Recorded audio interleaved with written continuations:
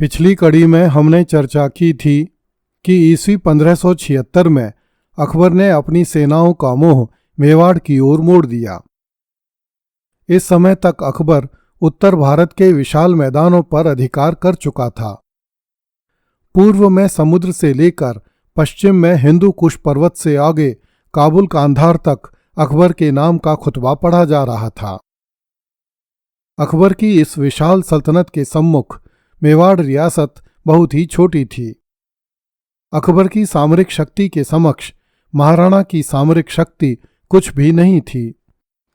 अकबर की सेना में जितने हाथी थे उतने तो महाराणा की सेना में पैदल सैनिक भी नहीं थे। मुगल सल्तनत एवं मेवाड़ राज्य के सैनिकों की संख्या की तुलना करना व्यर्थ है। यदि हल्दी घाटी के युद्ध से पहले के केवल 50 सालों के इतिहास को देखा जाए तो महाराणा के पूर्वज ईस्वी 1526 से लेकर ईस्वी 1576 तक मुगलों से हुए युद्धों में इतने सैनिक खो चुके थे कि अब महाराणा की छोटी सी सेना किसी भी हालत में अकबर जैसे शक्तिशाली बादशाह की विशाल सेना के सामने युद्ध करने की स्थिति में नहीं थी।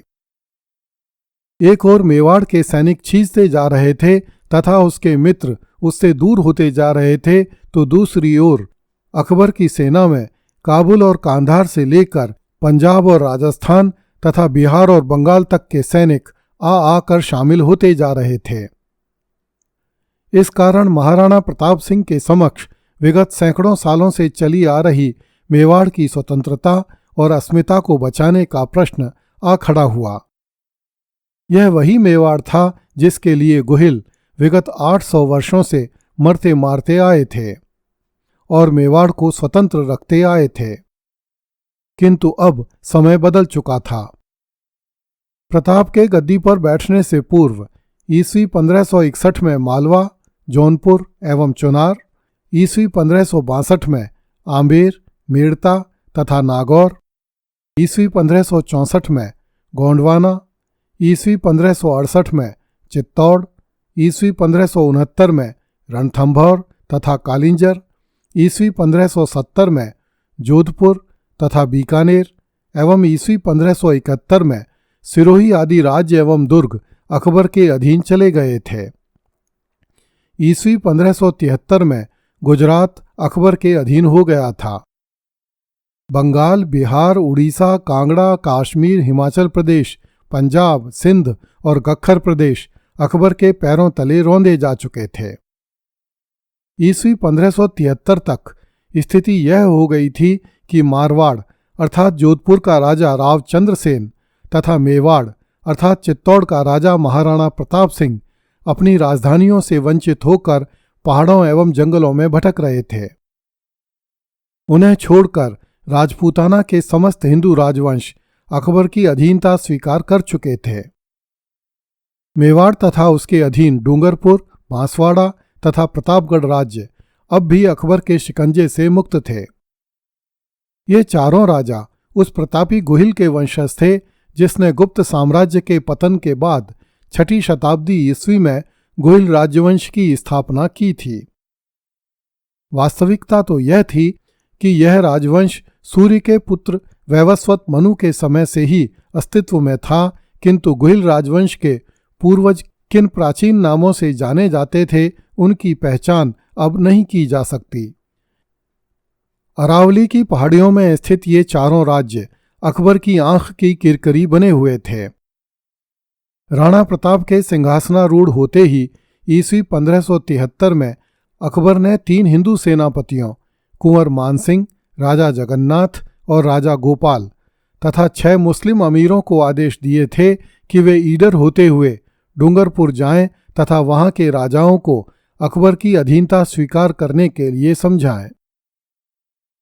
अकबर ने कछवाहा राजकुमार मानसिंह को आज्ञा दी थी कि जो राजा हमारी अधीनता स्वीकार करें उनका सम्मान करना और जो ऐसा न करें उन्हें दंडित करना।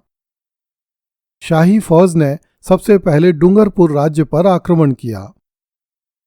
डूंगरपुर के रावल आस्करण ने मान सिंह से युद्ध किया, किंतु अंत में अपनी राजधानी खाली करके गहन पहाड़ों में चला गया, जिससे कुंवर मान सिंह रावल आस्करण का बाल भी बांका नहीं कर सका।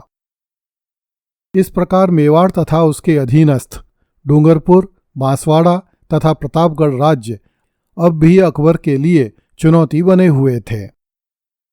दर्शक यह प्रश्न उठा सकते हैं कि जब मुगलों के समक्ष मेवाड़ के गोहिलों की शक्ति कुछ भी नहीं थी, तब मेवाड़ के गोहिल किसके बलबूते पर अकबर के लिए चुनौती बने हुए थे और किस शक्ति के बल पर मेवाड़ के महाराणा विगत कई शताब्दियों से राजपूताना के समस्त हिंदू राजाओं के सिरमौर बने हुए थे।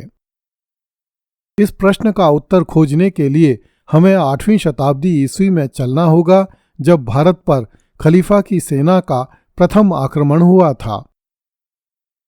राजपूताना रियासतों का प्रामाणिक इतिहास लिखने वाले सुप्रसिद्ध इतिहासकार गौरीशंकर हीराचंद ओझा ने लिखा है कि देलवाड़ा के राजा के पास सुरक्षित एक प्राचीन इतिहास ग्रंथ के अनुसार मेवाड़ के शासक बप्पा रावल ने Isfahan, Kashmir, Iraq, Iran, तुरान, Kafiristan आदि सब देशों को जीत लिया था। यद्यपि कर्नल टॉड ने इस कथन को सत्य माना है, तथापि आधुनिक काल में बहुत से इतिहासकार इस बात को सत्य नहीं मानते। फिर भी यह कहा जा सकता है कि इस कथन में न्यूनाधिक सच्चाई अवश्य है। बप्पा रावल ने 8वीं शताब्दी ईस्वी में नए सिरे से गोहिलों के राजवंश की पुनर्स्थापना की थी। तभी से मेवाड़ का राजवंश खलीफा की सेनाओं से लड़ने लगा था। इस कारण गोहिल राजवंश को उत्तर भारत के हिंदू राजाओं में श्रद्धा की दृष्टि से देखा जाने लगा था। गोहिलों तथा मुसलमानों के बीच एक बड़ी लड़ाई का उल्लेख खुमान रासों में भी मिलता है, जिसके अनुसार 8वीं शताब्दी ईस्वी में खलीफा अल मामून ने खुमान तृतीय के समय में चित्तौड़ पर आक्रमण किया था। तब रावल खुमान के बुलावे पर चित्तौड़ की सहायता के लिए काश्मीर से सेतुबंध रामेश्वरम तक के अनेक हिंदू राजा आए तथा खुमान ने शत्रु को परास्त करके चित्तौड़ तथा देश की रक्षा की थी। कर्नल टॉड ने इतिहास की किसी प्राचीन पुस्तक के आधार पर उन राजाओं की सूची दी है जो खुमान तृतीय की सहायता के लिए आए थे। हालांकि इस सूची में दक्षिण भारत के राजाओं के नाम भी मिलते हैं।